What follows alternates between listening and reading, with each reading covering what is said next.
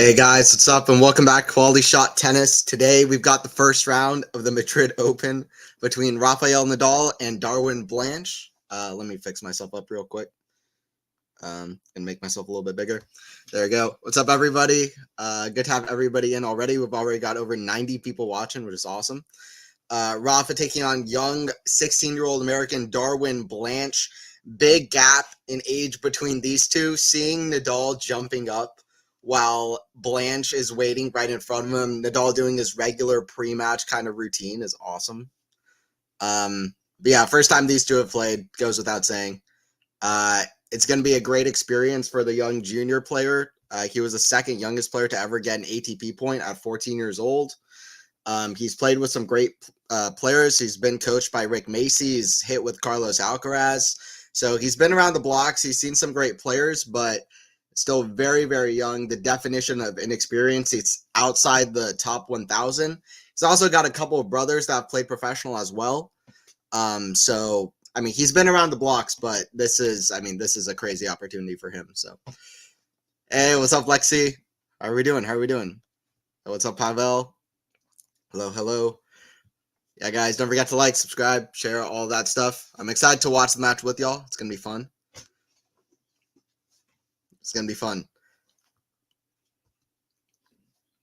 Yeah, that's the first time that these two have played, and Nadal Could be the last time that he plays in Spain. It could be. So he said before the week started that if he was playing in a place that wasn't Spain, he wasn't sure if he was even going to play. So it's not exactly encouraging, but we'll see how he shows up. I'm curious.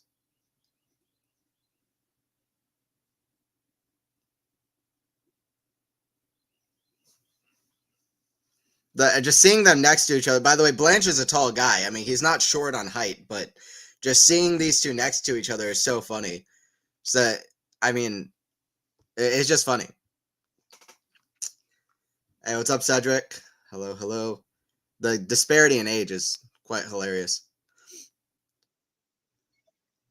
Sorry about that. There's that intro music. What's up, Pavel? They're playing Pirates of Caribbean. Nice. Pirates of Caribbean. That's funny. Yeah, it's been a while since I've done a stream. I've been busy. I've been super busy with different things. Family flew over from Chicago, so I've been spending time with them, and just been busy with all kinds of different things.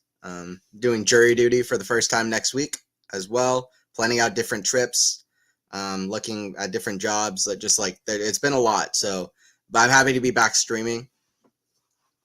Also, think I needed to take a small break, but I'm back.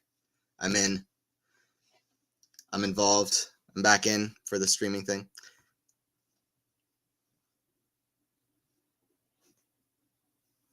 But yeah, let me know your predictions. If Nadal is obviously if Nadal's even if Nadal's even 10 or 15% of himself, I don't think this should be that close. But we'll see if he is, We'll see how he shows up. You never know how Rafa shows up, so I don't want to jinx him. And Blanch is probably, he's fantastic. What I've seen from him, he's incredibly impressive for a junior, and playing guys that are better than you, like in Alcaraz. That always helps. So also Nadal, with the ab injury, his serve is so hampered. So there's going to be opportunities. But yeah, Darwin Blanch was born in September of 2007, which just doesn't feel like, almost doesn't feel right that we should be watching a person who was born in September of 2007. That feels like it was less than 10 years ago. We're watching an 8-year-old play Rafa. No, I'm joking. It doesn't feel that long ago. September 2007. For me, whatever. That's well over half of my life since then. But I'm just saying, that's crazy to me.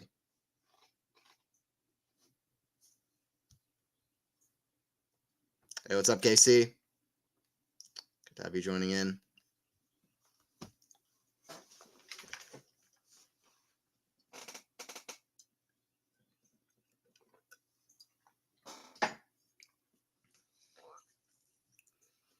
Two guys are warming up at the moment.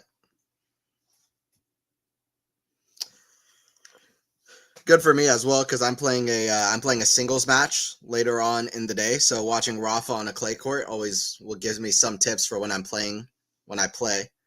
I'm getting back into playing singles matches. I'm only just getting back into it. I was playing doubles league all last year. I've been doing that for a little bit, but I'm finally playing singles matches again. And singles is the matches that I like. So, I don't know. It's always good to watch the experienced pros before I go at it.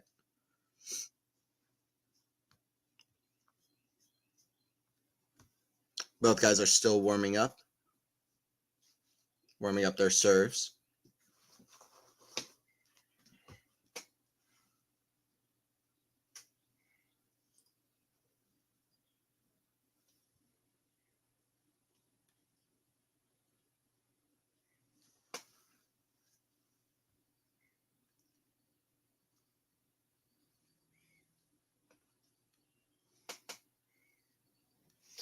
Winner of this match, by the way, plays Alex de Minaur in the next round. So it could be a rematch of Rafa versus de Minaur. The fact that Rafa is playing the first round of Madrid is quite weird, or, playing now that usually the seeds got a bye in the first round. The fact that Rafa isn't seeded is crazy. He's world number 512. So on paper, this is like the world number 512 versus, I don't know Darwin Blanch exactly. I think like 1028 or something. On paper, this is not even an interesting match. Or it's not, okay, I'm not, that's a bit mean. It's not, it could be an interesting match. Still, those are high level players, people, whoever is ranked that way, but it's not a match that is going to usually be on center court. But yeah, the world number 1028 playing the world number 512.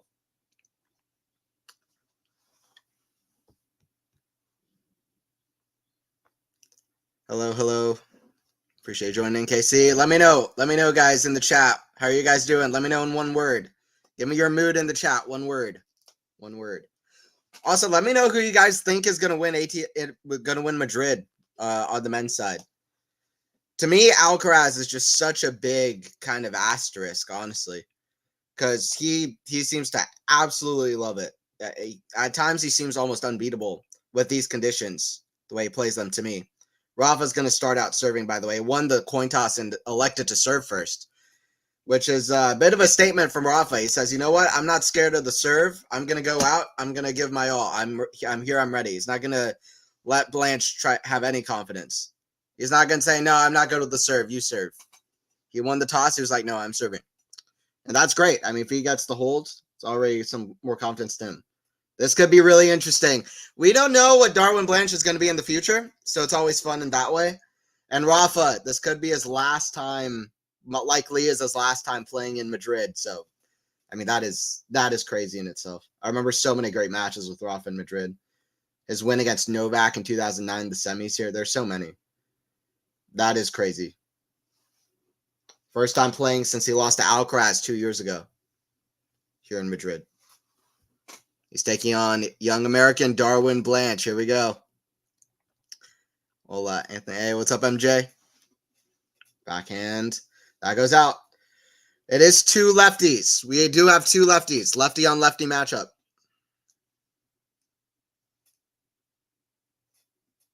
Here we go. 15 love. The crowd is already super into it. Rafa here at 15 love.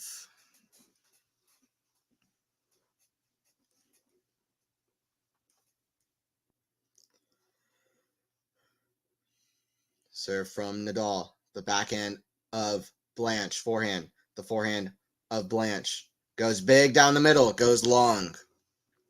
Oh, Blanch is lefty too. Yes, Blanch. Tall lefty kid.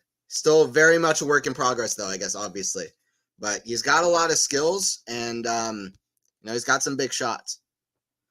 I wanted three-peat of the Casper Stefanos final, but the draw killed the joy. Yeah, true, Lexi. If they were on opposite sides, we could have gotten it. We could still get them 3 weeks in a row. That's what I've predicted. Actually, another thing I've been busy with, I wrote an article for QualityShot Tennis. I wrote an article for QualityShot Tennis. We're putting out articles now. So, and we're going to have I think I can say, we're going to soon be experimenting with having a website and other stuff like that, which are going to be really cool. And yeah, I wrote an article for the site. I wrote an article previewing the ATP draw and all of that, so you can check that out once we get it. I'm sure we'll link it somewhere for you guys to see it. Darwin is such an American name. It reminds me of Charles Darwin. I don't know. That's what I think of every time. Yeah, Darwin Blanch. He's got two brothers, Ulysses Blanch, and also they all have kind of weird names. But Ulysses Blanch. Not names I haven't heard though. Like I've heard the names Darwin, Ulysses, but Darwin, Ulysses. I forgot what his other brother is named. Backhand, the forehand of Rafa. Backhand of Blanch, the backhand of Rafa. Backhand of Blanch. That goes out. Love hold. That's exactly how Rafa would have wanted it. It's exactly how Rafa would have wanted it.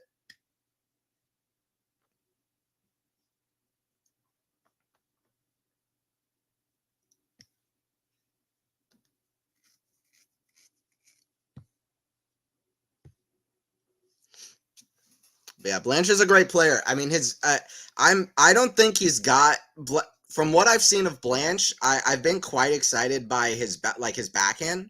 I think for a young player like him, the backhand isn't usually as solid as it is for him. I think his backhand is quite good, and that's been exciting to me. And I mean, he's a work in progress, but he's got a big game that and some skills too. It doesn't just have power, but I've seen him hit some really impressive shots that kind of surprise you. But yeah, he's got a big serve. He's got a decent backhand, and he's only improving. He plays with some of the best players. He's played with Runa. He's played with Alcaraz. And he's played with Alcaraz a lot.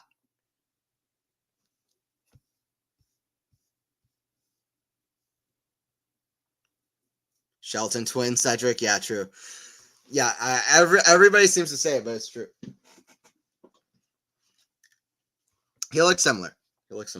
I don't think it's so on. I don't think they look exactly the same or anything. But yeah, sure. I can see the similarities. Tall, young American kid, kind of curly hair. I see it. There is something there.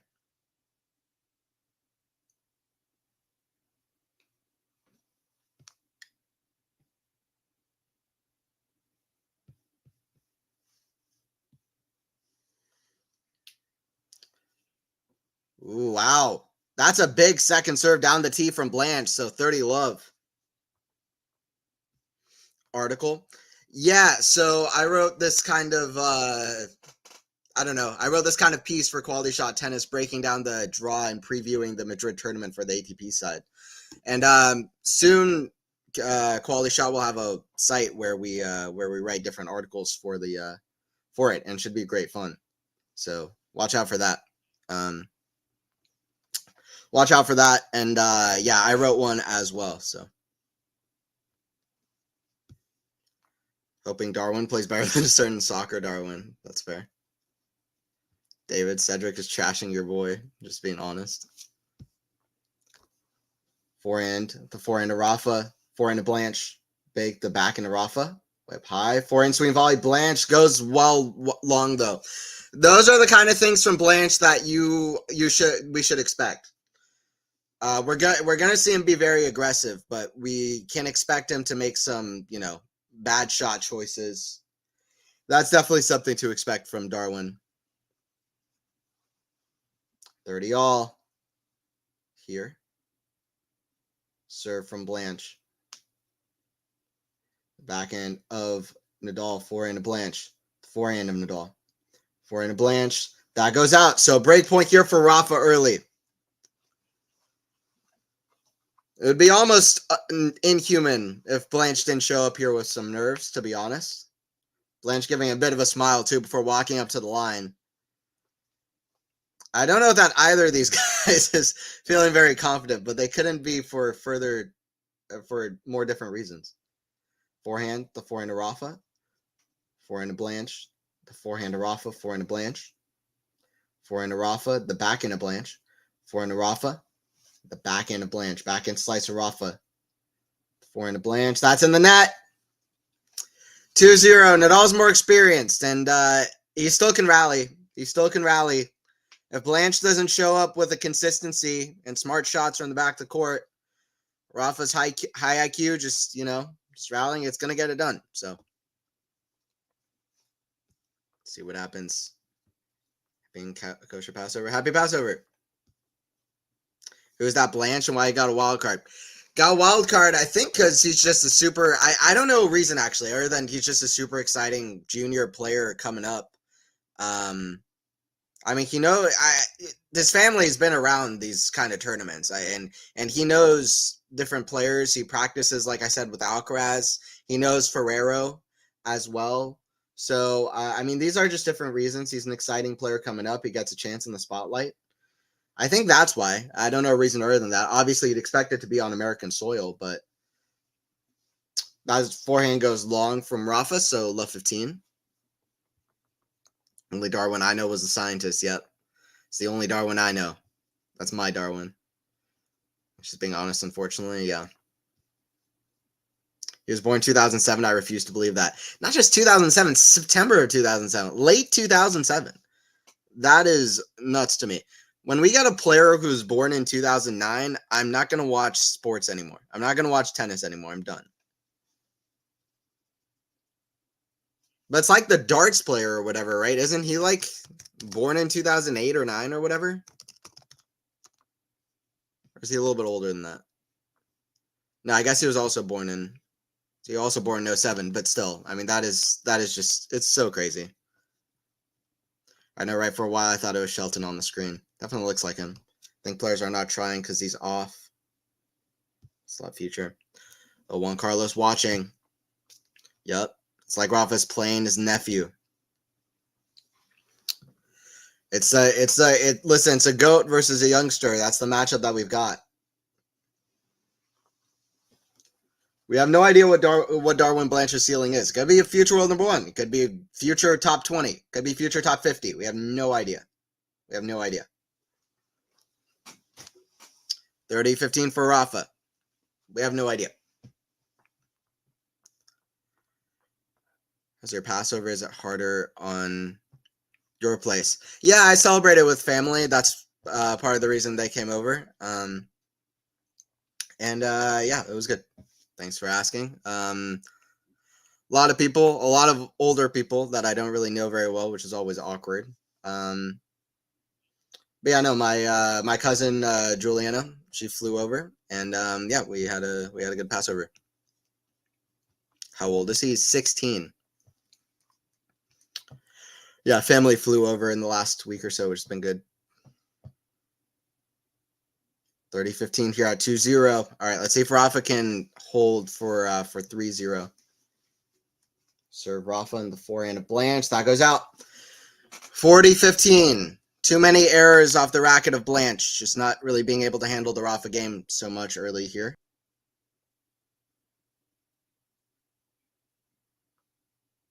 Blanch was born in September. That means Darwin Blanch was 15 just 7 months ago. That's so crazy. He was 15 like basically half a year ago. Now he's playing Rafa.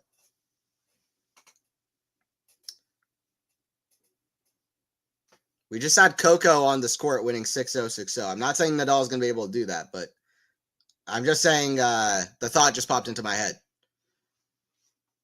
I don't think Rafa is going to be pulling back any punches. If he can, he'll take whatever he can get, especially because he's not feeling that confident at the moment. That's a great forehand swing from Blanch. Forehand return winner. Blanch making me eat my words. Let's see how Blanch can do. I want to see Blanch doing well too.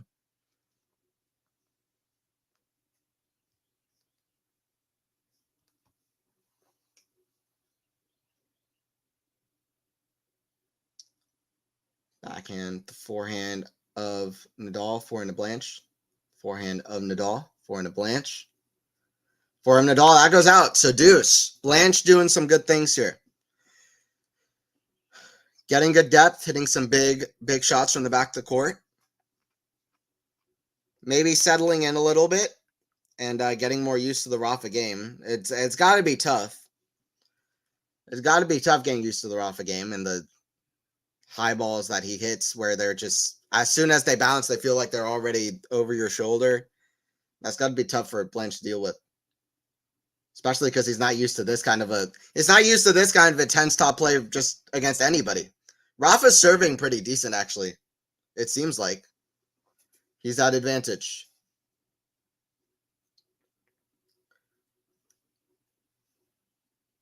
Good for Rafa. This is a good draw for Rafa, at least to get a match in.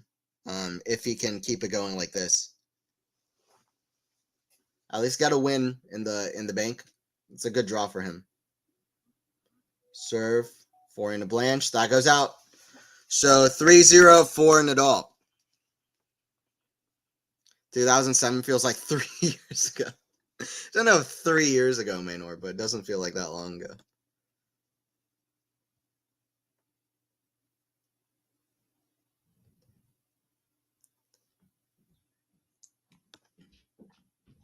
Honestly, I was pretty drunk on the holiday eve. You could see on my story. Okay, I might check that out. Yeah, mine was good. We didn't do anything that crazy. We kind of just more so chatted. Like a lot of my family is into like theater and stuff, and I also like theater quite a bit. I like improv and stand-up comedy and theater and kind of just acting and film. That's kind of what I'm most interested in. A lot of my family is as well. And we're talking about like the theater and film scene in Atlanta is so good. So we're talking about that and different things that we've been a part of. Like the improv show that I did a month ago or so, and what we're planning in the future. It's looking like in the future I'm going to be able to do a bunch of improv shows. So that's fun. Another interest I have. So that's what we were doing. Just talking, just that kind of thing, theater and movies and stuff. Rafa already had 2 slams when he was born. Yeah, that is the craziest one, Pavel, to me. The craziest one to me was Rafa had already won the whole Grand Slam in his career by the time, but before Blanch turned 3 years old. Nadal already won the whole career Grand Slam before Blanch turned 3 years old. Blanch was 2 years old when Rafa won the 2010 U.S. Open, and now he's playing him. That one blew my mind. It's a lot of fun. That's good, Maynor. I refuse to believe people were born after 2005. Everything ended in 2005. Nadal versus Djokovic Olympics final. Could you imagine? We can only hope. Jerome. Now, how about this? I've said this before. I think, Jerome. But Rafa beats Novak on clay somewhere on clay. Builds his level up to that. Their head-to-head is tied 30 all, which is quite funny and ironic anyway, because 30 all. But they're tied 30-30, all tied up in their head-to-head, all tied up. Then they play in the Olympics final to see who wins their head-to-head. Good chance they'll never play again, especially if Rafa says something like, I'm retiring after the Olympics, which it doesn't seem like he will, because he's entered into Labor Cup and the Six Kings exhibition. But that being said, that would be amazing. Or if just for them to play for the 60th time anywhere, whether it's the Olympics final or the first round of Roland Garros, wherever it is, or on a hard court or a grass court, wherever they play. I just want to see it again. It would be for the fans. Novak and Rafa, or at least Novak, said the same thing too. It's like, it would be for the fans. We need to have it again. 2007, the golden age of RuneScape. Absolutely. Golden age of the internet too, honestly. Kind of the internet now is awful, or a lot of it is. But back in the day, 2007, 08, 09, when it was like blog pages and old YouTube and I don't know, and it was starting out and it was, kids playing Webkins and stuff and just all kind of like that kind of thing, Neopets, and that was fun. That's the golden age of the internet too. That's what I remember from my childhood, and like Cartoon Network and the Cartoon Network website and games that they would have on their page and stuff like that. That's nostalgia. That's real nostalgia, by the way. That is real nostalgia. 40 love for Blanch. She's putting together a good service game here. Get on the board. Couple of better games here from Blanch. Serve. Good serve. Out wide for Nadal. Foreign down the line of Blanch. That goes out. Blanch is on the board. Avoids a nightmare that I'm sure was in his head, in the back of his mind, of losing 6-0, 6-0 to Rafa on clay. That did not happen. Of course, this is not the Rafa that we knew 4 or 5 years ago. Or that's a bad way of saying it. It is the same Rafa, but he's not at the level he was 4 or 5 years ago. So there's always chances. But so far, it's Rafa who is in control of proceedings. Who wouldn't get intimidated facing Rafa? Even Alki said it scared him the first time. Yeah, exactly. Yeah, especially in the room before when Nadal is like jumping up super high with his pre-match celebration. Yeah, I think everyone, you'd be lying if you don't get intimidated. Novak is maybe the only guy who didn't, because after his match, he was like, yeah, I could have won. I should have won. I was winning. He lost in straight sets, but he was like, I should have won that match. 4 into Rafa, the back into Blanch, 4 into Rafa, the back end of Blanch, that goes out.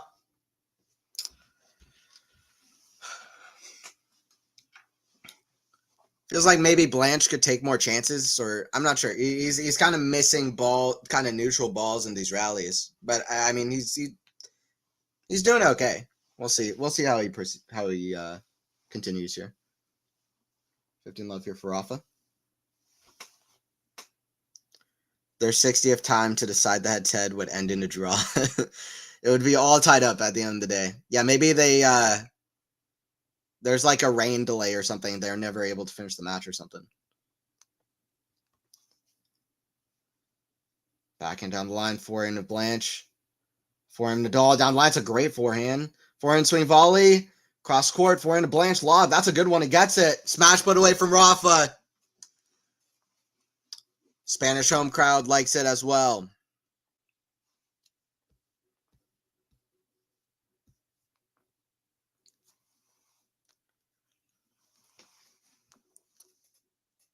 Spanish home crowd likes it as well.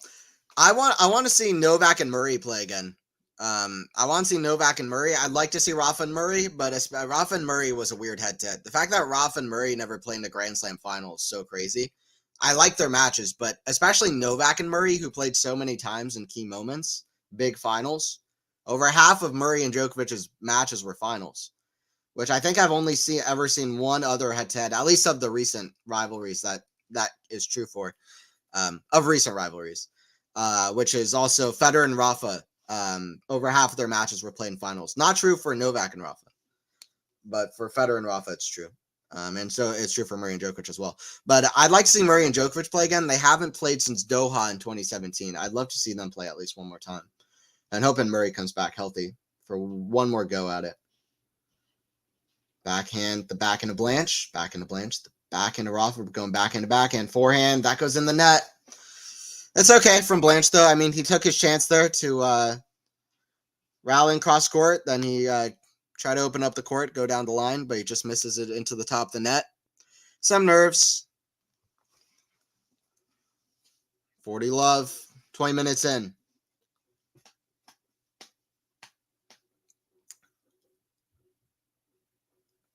I'm not sure what the crowd wants, by the way. I don't know if they want a close match or if they want to see Rafa kind of destroying Blanch. I would imagine they want a closer match. And Blanch is putting a good effort together. And it's exciting to see young juniors kind of getting a chance to shine and improve, which is great. Watched the Rafa Novak match in Madrid, but I forgot when it was. They said it was one of the best matches between them two. Of course, Rafa won. I think it's a contender for the greatest best of 3 set match of all time. I think it's a top contender for it. I would probably still put it ahead of Alcaraz Djokovic Cincinnati last year, and that's one of the top contenders as well. There are a few that are up there, but backhand, that's in the net from Blanch. So 4-1 for Rafa. Let me know in the chat, what are your guys' favorite, not best of 5 set match, not 5 set match, but what's your favorite best of 3 set match of all time? What is your favorite best of 3 set match of all time? Obviously, on the women's side, there's tons. There's loads, and you can name those as well. There's loads, like Everett Navratilova at Roland Garros when Everett finally got the win.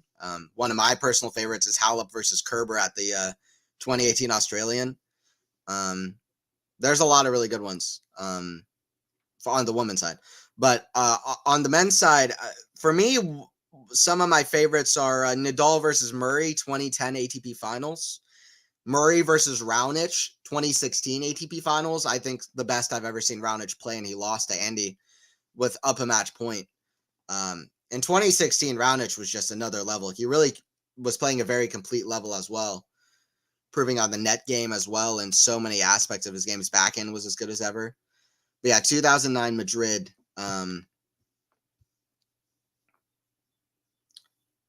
2009 maybe. Yeah, Pavel. I think you're right.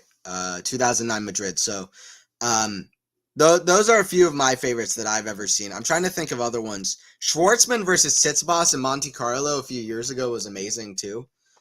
But I'm surely forgetting a lot. Nadal versus Djokovic 2011 Miami was quite good. The third set in particular was quite amazing. I'm forgetting some really good Federer Rafa matches that happened too, but anyway, those are a few that I would name. Alcaraz versus Djokovic in Madrid as well. But that Madrid match, the level was skyrocket, just so high throughout that whole match. And 4 hours and 4 minutes, still the longest best of 3 set match of all time, if you don't count the Olympics, which have extended third sets, which I just don't like counting. It's the longest best of 3 set match played at tour level. The match yesterday, Mutua versus Jerry was apparent, or sorry, Jerry, but Shang was that. I heard that was a really phenomenal match. I've watched short highlights. I want to watch more of it, but the stories I've heard of, like what happened there, are incredible. Diego Stefanos, Monte Carlo, nice Lexi. That's one of my top favorites as well. Forehand down the line, backhand. That's a good shot from Blanch. 15-all. Yeah. Yeah, I mean, just Stefanos leading 6-2, 5-2, and then Schwartzman winning 9 consecutive games and being up a double break, and then Tsitsipas wins the match anyway and wins 6 consecutive games himself. And the level that it was played at, that match was unbelievable. I think that was a lightning in a bottle kind of match. I still think it's underrated. If it was the final that year, then everybody would be talking about it forever. That match was amazing. That backhand goes out from Blanch. So 15-30, too many unforced errors. Way too many unforced errors. That's the best way to put it. This is why the unforced errors tally is there. He's 12 unforced errors for Blanch and 4 for Rafa. This is why the unforced errors count is there. It's not like he's still going for his shots. He's doing okay, but it's not like he's being forced these errors by Rafa. So it just shows that he's not quite where he wants to be. Yeah, that's another one, which goes wide. So 15-40. Novak, Alki, Cincy. Yes, that Cincinnati match was crazy. It definitely was insane. Number 1 versus number 2 off of Wimbledon. Their first time on hard courts, and just an unbelievable roller coaster, topsy-turvy. Also one of my favorite streams I've done for this channel so far. That's a great forehand from Blanch. Better shot there. Seems like when he's under pressure so far, he's hitting his better shots as Blanch. Actually. But 30-40. He's got another one to save here. Does Darwin. But actually, even though the serve is decent, the serve is actually a thing I feel like Blanch has a lot of kind of room for improvement in. That's a decent serve down the tee. Forehand goes out. Too many unforced errors. 5-1. It's a good learning opportunity for Blanch, the student, at the moment. With Ben Shelton, like comparing to Ben Shelton back in the day when Shelton was kind of coming up, he doesn't have the serve automatically that Shelton did. Although he does have a good serve, but he's got a lot of room for improvement. But there's a lot of other stuff in his game that's already, I think, better, such as the backhand. And his movement is decent. Like there's different things I like about Blanch, but he definitely has room for improvement. But he's also just very inexperienced. But that serve can improve. And obviously just things that come with experience, such as adding more variety into his game and shot selection. Backhand. Cross court, the backhand slice of Rafa. Forehand to Blanch. Forehand to Rafa. Backhand Blanch. Down the middle to forehand to Rafa. Squash shot. Forehand to Rafa. It's a good forehand. Forehand to Blanch. That goes in. Forehand to Rafa. Oh, that's a great forehand inside out. One of the best forehands. One of the best fear hands we've seen on the tour we've ever seen in the sport. And it's a wild one. It's a wild forehand. It's a very unique stroke production on that forehand. High RPMs.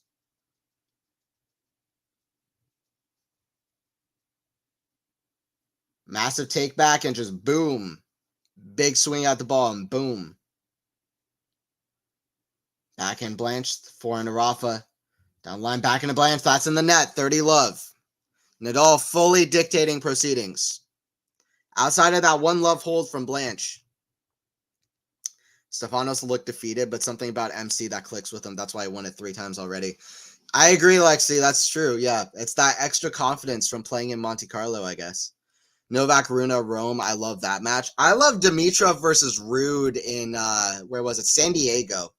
I think that if anybody hasn't seen Dimitrov taking on Ruud in San Diego, that was the first time I really sat down and watched an entire Casper Ruud match. I became a fan of Ruud that day. I was like, man, this guy is good.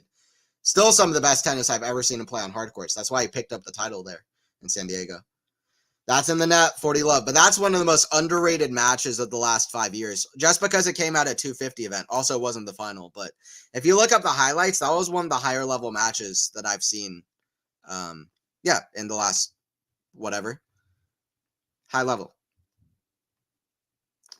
Sorry, Paris. Oh, okay, got you. Yeah. Yeah, they also played in MC, or they played in Rome, I think. But yeah, in Rome. But they also played in Rome. But yeah, Paris was amazing. Rome and Paris Masters the same, right? Not quite. Just the complete opposite ends of the court speed index spectrum of the fastest and slowest courts. But just about the same thing. Forehand to Blanch. That goes out. Rafa with a solid set, 6-1. I mean, he's serving decent. His forehand is looking amazing. He's doing exactly what he needs to do from his side of the court. But doesn't it remind you a little bit of last week in Barcelona? Doesn't it remind you a little bit of last week in Barcelona when he was playing against Flavio Caboli, and Caboli was kind of hitting a lot of unforced errors. Rafa wasn't really tested. He only played at about, I feel like, 25% of his full tank in that match. And it feels like a similar story here. And it's going to be, again, Alex de Minaur in the second round if he can get through this one. So let's see what all happens. Rafa's running off court. Doesn't it remind you a little bit of that? Yeah, looking at the stats, yeah. Listen, two winners and 4 unforced errors from Rafa is the stat. And I believe it. I actually believe it. 2 winners is crazy for a 6-1 set.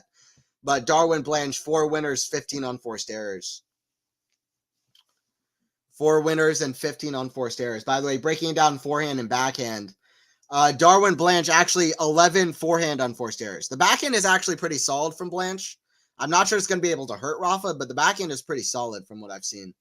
But yeah, 11 forehand unforced errors from Blanch. Blanch has made 88% of his first serves in, which is quite phenomenal, but he's won half of his first serve points and half of his second serve points. That's not good enough. Winning half of your first serve points is not going to ever do it. Rafa, on the other hand, 77% of first serve points won, 88% second serve points won. He's also just winning more points than Blanch, which is helping. Yeah, Blanch serve doesn't have the speed that he'll want to get it as he keeps progressing. He needs to go for his shots. He's not really going to have a shot here if he doesn't really fully go at it. But for a good first set for Rafa. I only have a few favorite 3-setters, but then 5-setters, we've got loads of those. We got loads of those because best of 5 is where it's at. Best of 5 is where it's at. Best of 5 is superior to best of 3. I will take that to the ground. Best of 5 is superior to the best of 3 format. We stand by the best of 3. That's where the epics are. Lexi, same thing. Yeah, but mostly 5. Yeah, 5-setters are incredible. Vamos. Vamos. Vamos. I'm going to say vamos in my match. I'm playing a match later. I'm going to say vamos. I'm going to say vamos. That's going to be my grunt. I'm going to hit a shot and say vamos while I hit it. I'm going to serve, and just while I serve, I'm going to grunt. Vamos. Vamos. Vamos. That'd be amazing. I always think about funny grunts that you could have. It would be you would be the most annoying guy in the whole tournament. You would be the most annoying guy in the whole tournament. Like if I'm playing next to myself, the joke I'm making on the court next to me, I'm just like, please, for the love of God, shut up. Shut up. We don't need this. I actually like it when players come in with energy. I don't care what energy it is. It makes tennis fun. But also, if they're just making a joke and doing that every point and doing the crazy grunt every point, then yeah, it would get annoying. But just for the joke of it, it would be hilarious if you grunt and you'd have like the most ridiculous grunt of all time. You like say something while you're grunting. That would be hilarious. I don't know what you would say exactly. I'm the best. I'm the best. Lexi is a big Darwin Blanch fan. She started following him in 2016. Yeah, I think he was 5 years old in 2016, if I'm not mistaken. It actually blew my mind. I just counted it. It was actually not as far as I thought from. He's actually kind of close. What was he in 2016? He was like 8? I think even less than that, right? I don't want to do math right now. I'm not going to do math right now. I've already decided. I made a decision, and I'm going to stand by my decision. I'm not going to do math right now. That's what's happening. No math for the rest of the stream. I think as a kid back in 2016. Yeah, exactly. Exactly, Lexi. All right, Blanch here serving. He's starting off the set serving. Rafa started out the set last set. Serve from Blanch. The backhand of Rafa. Forehand of Blanch. Big the forehand of Rafa. Forehand of Blanch. Cross court the forehand of Rafa. Forehand of Blanch. That's slice and forehand of Rafa. Forehand of Blanch. That's in the net. Love 15 for Rafa. Sonego. Yeah. His grunt can be a bit much. Carlos Berloque, I like the guy, but back in the day, him as well. There are a few bad grunters. They can get really annoying though. I kind of wish that grunts were called for a hindrance a little bit more. I'm not gonna lie. Like some grunts are too much, honestly. Some grunts are a little bit too much. Backhand. Forehand to Blanch. That's in the net. Love 30. Rafa's pulling no punches back with this kid. Giving him a lesson. I am glad that Blanch got the wild card though. Because this is a good learning experience. Reminds me of Alcaraz. Different story, but reminds me of Alcaraz when Alcaraz played Rafa. Not when he beat him, but the year before that. So maybe Blanch will come back next year and beat Rafa. Man, I hope Rafa, that's even possible. I hope Rafa's here next year. I don't think that will happen. That's a good forehand. That's better from Darwin Blanch. That's a better forehand strike from Darwin Blanch. And that's why I'm excited about him. He can hit some great forehands. He can hit some great shots. Have some good movement around the court. He's not used to this kind of position, but he's got a solid backhand. He's got a lot of room to improve, especially on the serve as well. It's a work in progress, but he's a really exciting one. I mean, anybody who knows tennis knows that. Anybody who knows tennis and has watched a little bit of him, he's obviously far from where he wants to be right now. Turned 16 half a year ago, but for anybody who knows tennis, he's really exciting. He will want to have,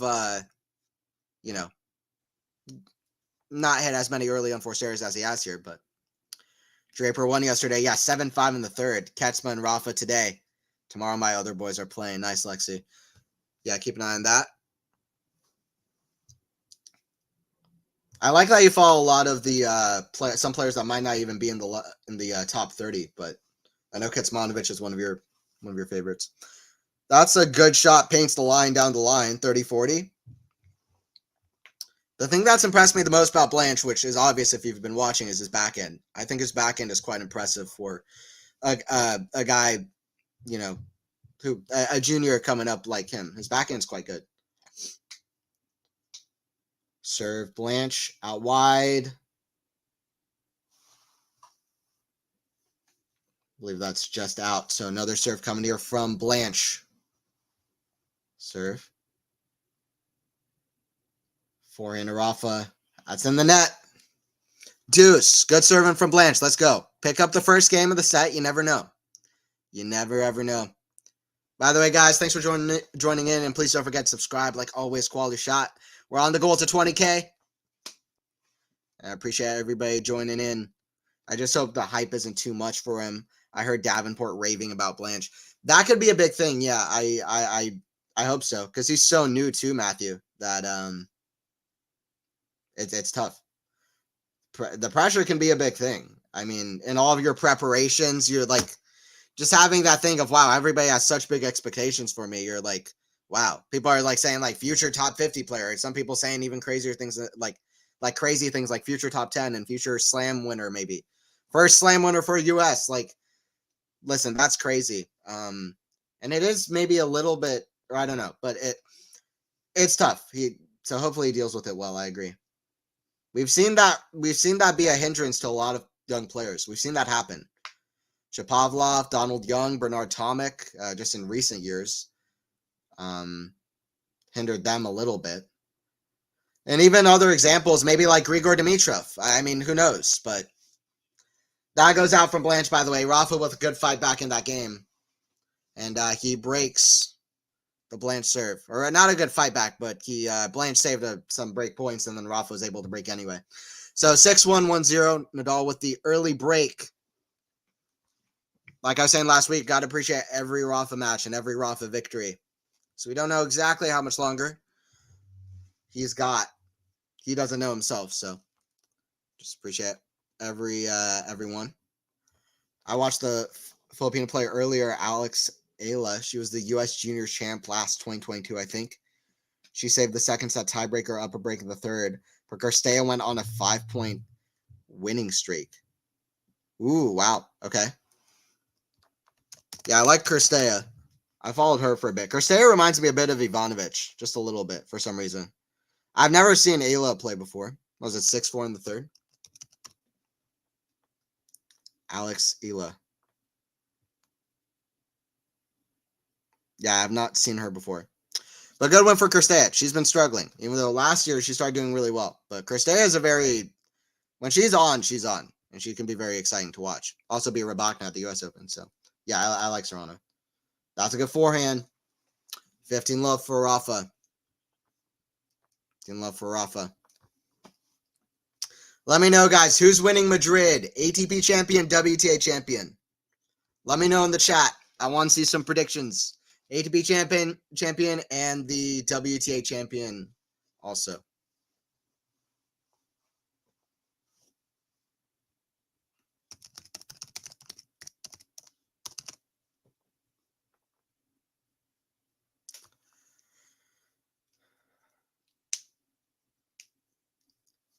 By the way, there's a flag in the crowd with an image of Manuel Santana, who's a great Spanish player. Grew up in Madrid. I believe he was. Did he work for this tournament as well? I can't remember, but he was a great player back in the day. And yeah, so R.I.P. to him. Died a few years ago, but yeah, he was a great player. Great Spanish player. Grigor did okay. There's footage of him cruising around Monte Carlo in his Lambo with nicely dressed lady.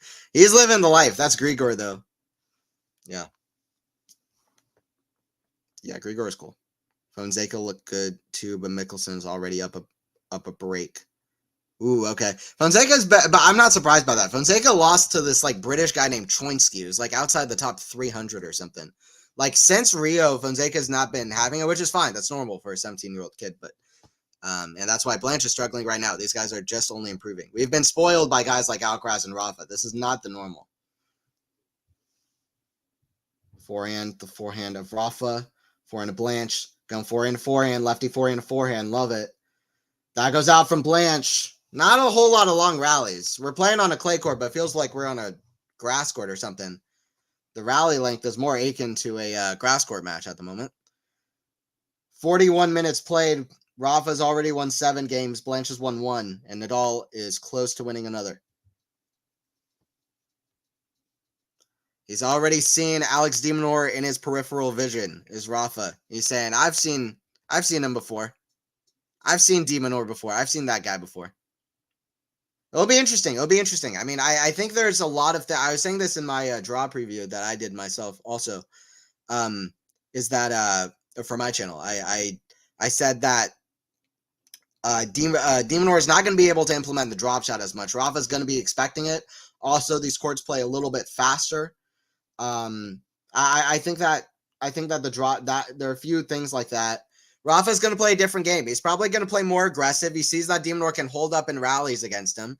And Rafa saw that his fitness kind of withered, or intensity kind of withered out a little bit in the second set. I think Rafa's going to play a more aggressive kind of game. Rafa talking to the umpire about something, not sure exactly what. 40-15, doesn't seem like a big deal, whatever it was. Alex Ela studied at the Rafa Nadal Academy. They always feature him. Interesting. It's good to see a player from the Philippines, though, so that's cool, Lexi.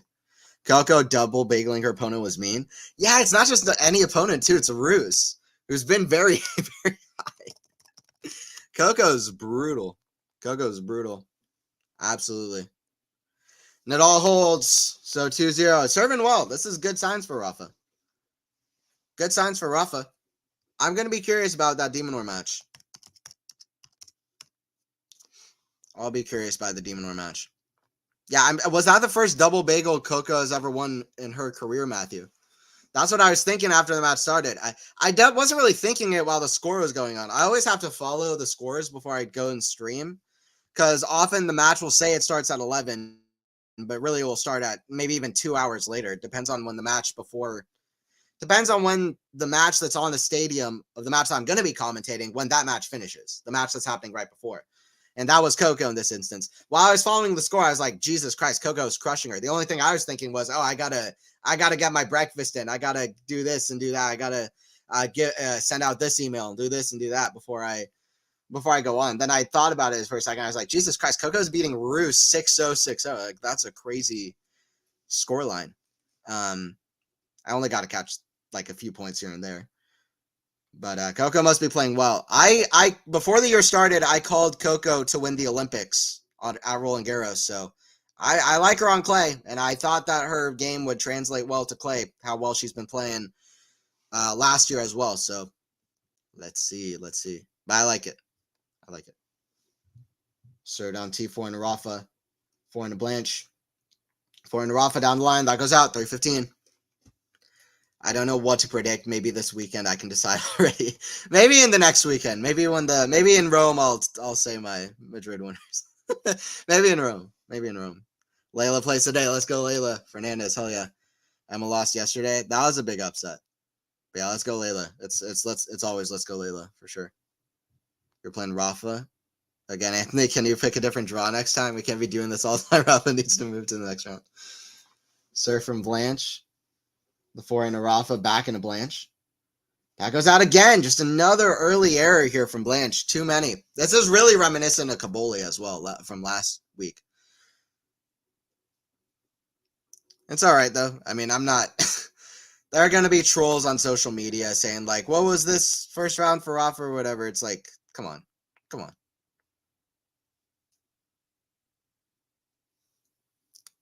I think my great-grandkids went to school with Blanch. 30 all.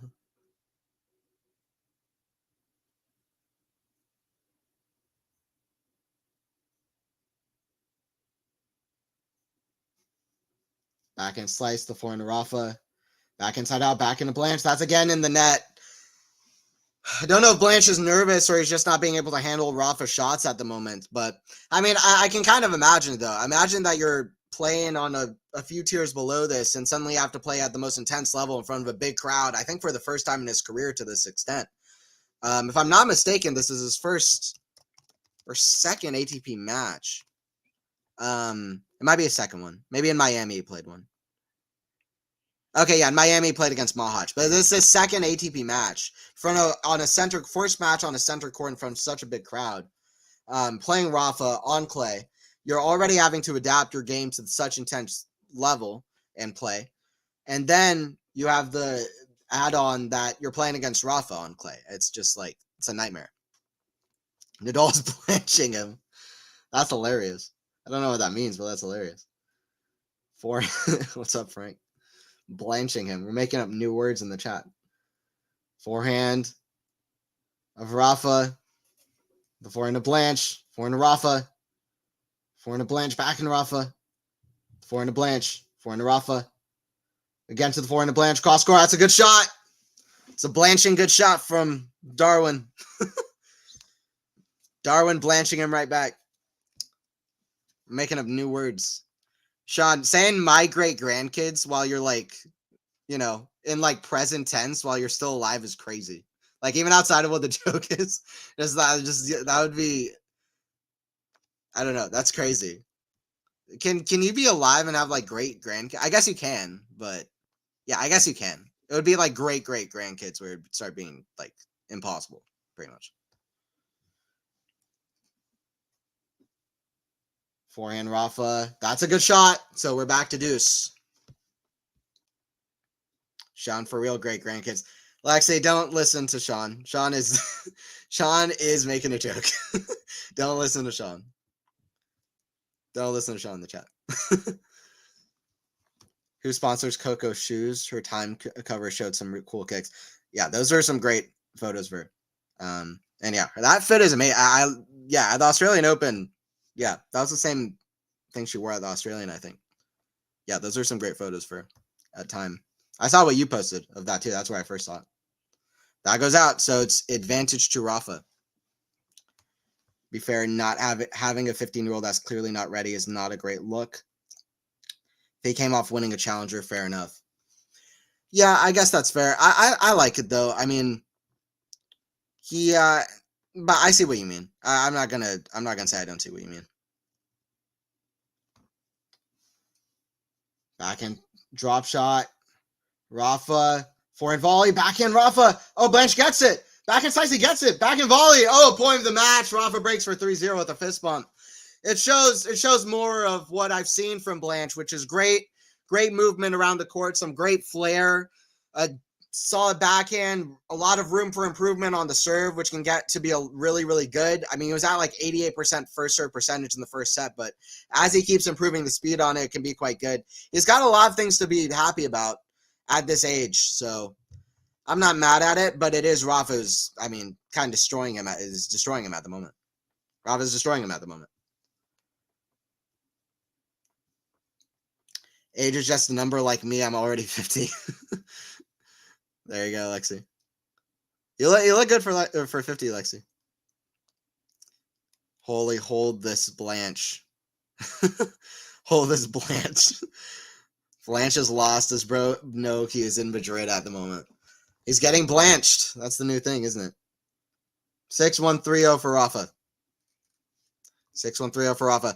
Blanch has two brothers. He's got Dolly Blanch. He's also got Ulysses Blanch, his two brothers.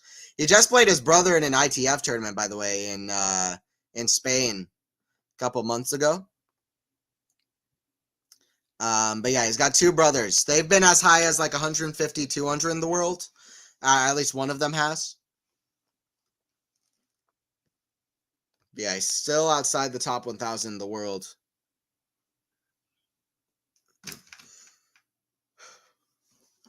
But I just saying my personal opinion, I don't mind seeing him get these wild cards. I mean, he's not going to keep getting wild cards forever. So he's starting off super young. But just to get his chances for crowds to kind of see him and get used to him, because I mean, despite what he's shown today, he is a big talent. So I'm not gonna whatever. That's what I'd say. Why did he get a wild card out of curiosity? Maybe there's an article on it. I actually don't know, but I know that he knows Ferrero and he knows Alcaraz and he knows a lot of these people. Like, yeah, he knows a lot. His brothers are pros. He knows a lot of these guys that are working a lot of these tournaments. So I think that's part of the reason. But I'm not that mad at it. But yeah, I think that's the reason though. 15 love for Rafa. How old is Blanch again? 16. Turned 16 half a year ago. Turned 16 half a year ago, Lexi. 15 love. 15 love. Serve from Nadal here.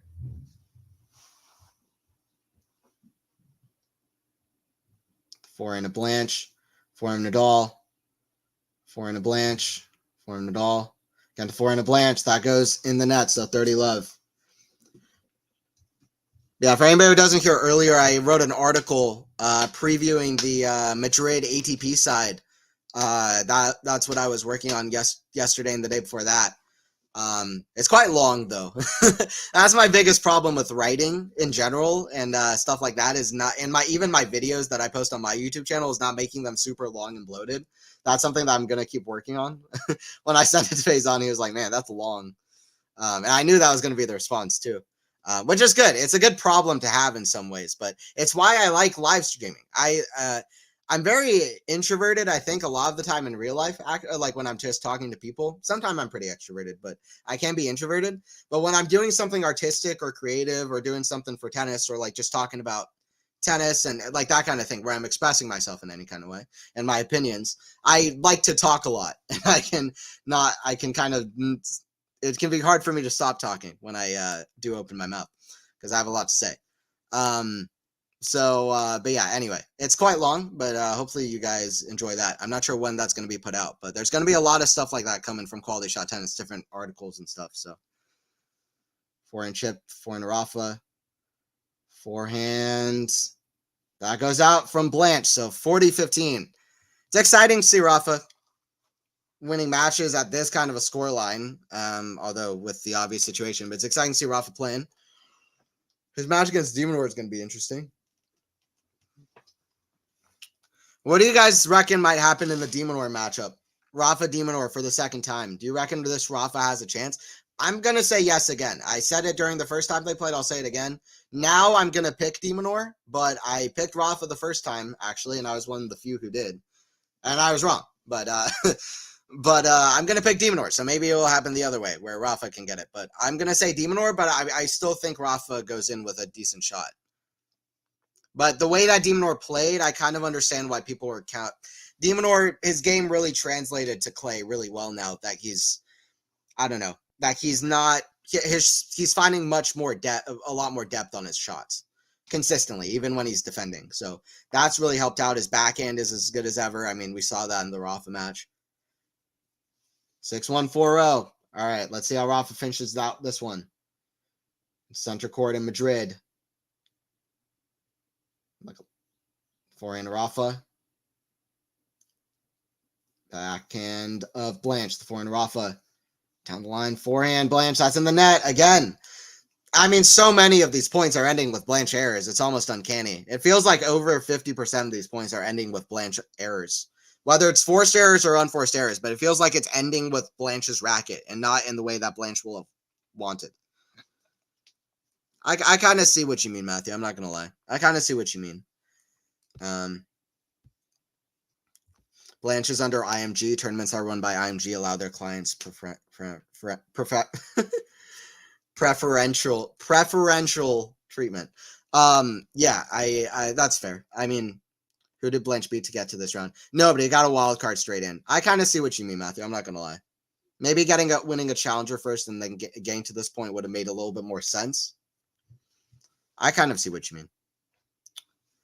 I guess I'm biased because I've known of Blanch for a couple of years now. But yeah, I'm probably biased. Forehand to Rafa, the back into Blanch, down the line, forehand to Rafa, again cross court, forehand to Blanch, gets it. That's a good get. Here we go. Forehand Rafa. It's put away though. 15-30. 15-30. That get from Blanch, though, is more of what made me excited about him. We've barely seen any of that.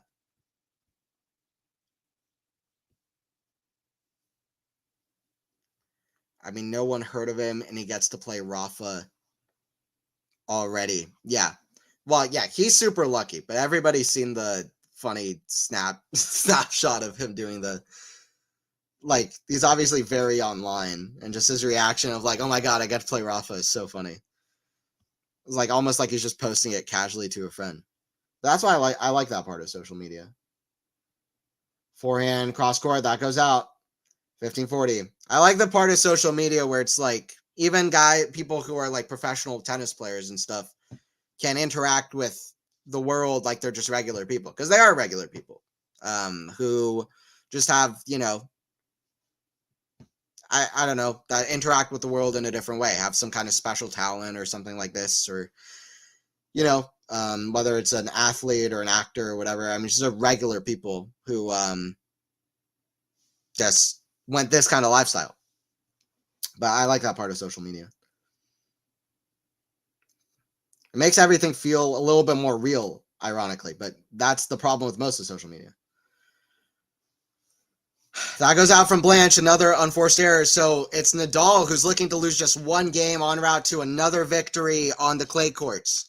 He beat Italian Flavio Caboli last week in Barcelona for losing to the Australian Alex de Minaur, or to myself. Lost to me. I beat Rafa. Happy to claim it. And then tomorrow he gets to play de Minaur again, so we'll see what happens. Or not tomorrow, but in a couple days. Where's the article? I don't know. I'll have to ask Faison if it's out and stuff. De Minaur wins. Okay. Interesting, Pavel. Let's see. Rafa through and through. I don't get that against Rafa. Certainly can't count him out. Pavel, I am with you, though. I'll pick de Minaur, but I still think Rafa's got a shot. I don't know. Actually, I don't know if I even do pick de Minaur. I don't know who I pick. I'm almost 50-50, to be honest. His record in challengers is 0-2. Yeah, that's not so great, is it? Playing a lot of futures so far in his career. That's why he's at 1,028. Usually when you're playing challengers, your ranking at least gets to the 500, 600 level, at least if you're winning matches. Oh, yeah, I didn't see wildcard right before his name. I thought he was a quali. No issue with wild cards, but I would preferred if it was based on reaching some level. There's evidence that he's beating top 150 guys. Maybe make Clay Challenger final or something. Yeah, I feel it. It's definitely a little bit awkward because there are question marks about Rafa going in, and it is Rafa on Clay. Like, I don't know. There's something about it that feels off, But just the way the draw kind of panned out. But yeah, I agree. Yeah, he would have to beat some good competition first. I actually agree with you. Well, yeah, Matthew, as much as we love a Rafa blowout, yeah. Because more than anything, if we want a good product, we want competitive matches, good rivalries, that kind of thing. Expect Rafa to give Demonor a much stiffer test. Rafa will take a set, Matthew. Okay. But do you have Demonor in 3 or do you have Rafa? I'm actually starting to think about it. I'm going almost 50-50. You know what? I'm going to agree with Lexi. I don't bet against Rafa. I'm going to go with Rafa too. I changed my mind. I was like 55% Demonor. Now I'm like 55% Rafa. Now that I'm thinking about it more, the home crowd support, maybe somehow his confidence off of this, but either way, I mean, he's playing decent. It feels like he's putting less pressure on himself too. I mean, what he was saying before the tournament started. Tennis is an expensive sport. I'm imagining how much the Rafa Academy charges. It must be insane. It must be crazy. Yeah, and that's why we need to give resources all over to people that don't have those opportunities and make it much more equal level. That's one of the biggest things in tennis because there's so many good players that we don't get a chance to see because they don't have that resources. I mean, players in other continents that we barely have tennis in, then we have 11 tournaments in the States, places like Africa and just so many other places all across the world, different places in Asia. And there's so many places in the world that just don't have that many tournaments that could use tournaments. And I hope, I hope that we get to see that more as tennis keeps kind of going. So that people have those resources and so that the tour kind of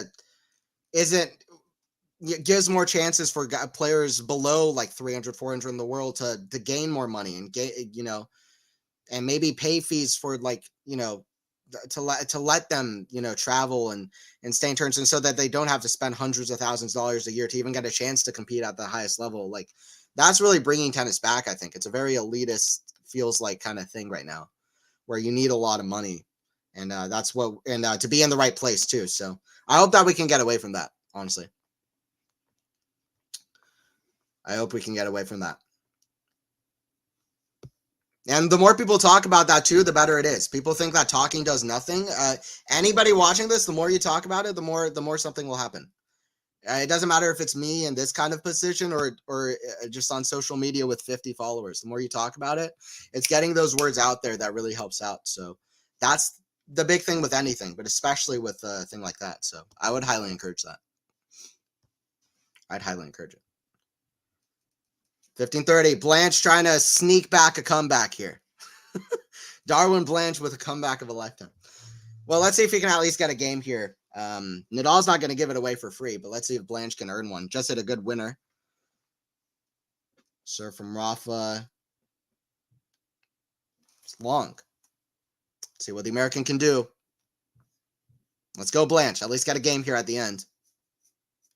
An hour and 1 minute on the clock. Serve from Rafa. Serve. Into the backhand. Forehand to Blanch. Forehand to Rafa. Forehand to Blanch. Down the line, back into Rafa. Back into Blanch. Back into Rafa again. We're going back into backhand. Backhand down the line. Forehand to Rafa. Forehand to Blanch. That goes out again. 30 all. I will say I kind of respect that Blanch is like going big in the rallies. Like, you know what I mean? Even though he's missing a lot of these shots, he hasn't just started moonballing or anything. Like he hasn't played it safe necessarily, although I think he could have taken more chances to go for straight out winners. But I kind of respect that he's got confidence enough in his game from the back of the court that he's kind of going big on these shots, even though he keeps missing them. Like if he was going big in these rally shots and not missing them by a few feet, then he would be doing quite well. So there's that. But that being said, yeah, I mean, his level has not been there. Hitting a lot of errors. He will be hoping for, I don't know. It's still a great opportunity to play Rafa on clay. I mean, If you're gonna go out with a scoreline like this, you want to be playing Rafa on a clay court. Doesn't matter. It literally doesn't matter what the circumstances are on Rafa's side. Rafa to play de Minaur again and go for his revenge in Madrid. Serve from Rafa for another win. Down the tee, forehand to Rafa. Inside out, goes long though. Blanch is still in this. He has not been blanched out just yet. Don't know if Rafa Demon again is ideal. Yep. Yeah, I'm not sure, Casey. We'll see, though. If Rafa's still holding back in his serve, then de Minaur wins. Is it, Matthew, do you kind of sense that he's kind of serving a little bit more freely in this match? That's what I've sensed so far. I don't know if it's been just me, but it feels like he's serving a little bit better than against de Minaur. It's still obviously not there with the ab injury and everything, but to me, it feels like he's playing a little bit more freely. He hasn't really been pushed at all, like he will be against de Minaur, and know that he knows that he won't be as hurt on the return to serve like when he's playing Demon, which helps. But that being said, it feels like he's a little bit free in this matchup. He's come in with very little pressure, it feels like, just not feeling much pressure. Who decides who gets a wild card? I guess the tournament and people running the tournament. So God mode, yeah. Anthony, you can't bet against yourself. Exactly. I have to bet on myself. Okay, fair enough. Then I'll go for Demon. All right. Rafa gets the win. 6-1, 6-0. Rafa will get to play Alex de Minaur. It's a good win for him. Although it's a good win for him. But his biggest test will come in the next round. Good to see Rafa winning. De Minaur is up next. We'll see how he does in that one. It's just good to see Rafa competing. It doesn't matter what the circumstances. Doesn't matter what the match is. And that de Minaur match is going to be really good in the next one. Could be his last match in Spain. It could also not be. He's going to try to make it not be. I think all the boys got their ass kicked against Rafa. Yeah. It's turning, I think. All right. I appreciate everybody joining in. Please don't forget to subscribe. If you are new to Quality Shot Tennis, please don't forget to like the stream. If you did enjoy it, I really do. It does help out the channel, all that stuff. I was speaking about an article. Yeah, hopefully we can link that too and all of that stuff. And that I wrote about Madrid, the Madrid tournament that went down. But yeah, Rafa is through. Like the girl I was telling you about, Alex Ela, she's super rich. Like her family owns several oil business. Tuition fee and accommodation in Spain must be a lot. Yeah, so those kind of things definitely help players get to this point. I mean,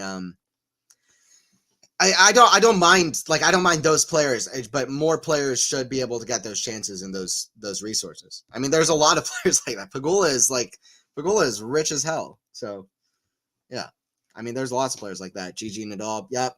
Rafa, vamos, yep. This is faster than the Osaka match. Osaka was a lot against was it Samsonova? Yeah, I was gonna see Samsonova back though. She's flashy. I like it when Samsonova's doing well. Conspiracy theorists would think this is all a setup. Yeah, I mean, we're going to see a lot of that from the Novak camp, but let's wait. I don't think de Minaur is particularly a very good matchup for Rafa necessarily, although he did just play him, but anyway, it's whatever.